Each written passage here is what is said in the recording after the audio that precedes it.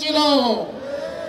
জুলাই জাতীয় সনদের ভিত্তিতে আগামী নির্বাচন, সংসদের উভয় কক্ষে পিআর পদ্ধতি চালু, লেভেল প্লেইং ফিল্ড নিশ্চিত সহ 5 দফা দাবি আদায়ে ঢাকা মহানগর উত্তর বাড্ডা থানা আয়োজিত বাংলাদেশ জামায়াতে ইসলামীর এই গণসমাবেশ।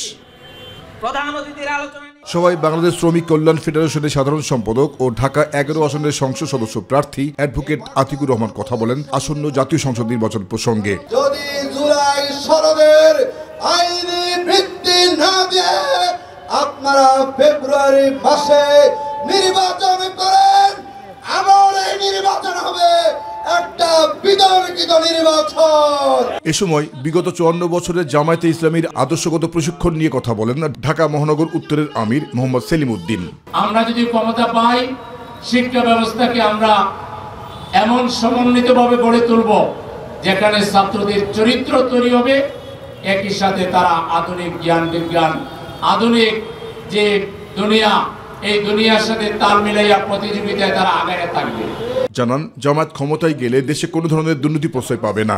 দেশের শিক্ষা ও চিকিৎসা ব্যবস্থা, অর্থনৈতিক মুক্তির জন্য কাজ করবে জামায়াত। ডাক্তার শফিকুর রহমান সাহেব যেরকম এদেশের চিকিৎসকদের উপর আস্থা রেখে তার বিরাট চিকিৎসা, তার একটা সিভিয়ার অপারেশন, সেটা তিনি দেশে করেছেন। আগামী দিনে এইভাবে প্রত্যেকটা রাজনীতিবিদ, সাধারণ মানুষ বাংলাদেশে চিকিৎসা করবে, তারা কেউ বিদেশ যাবে না।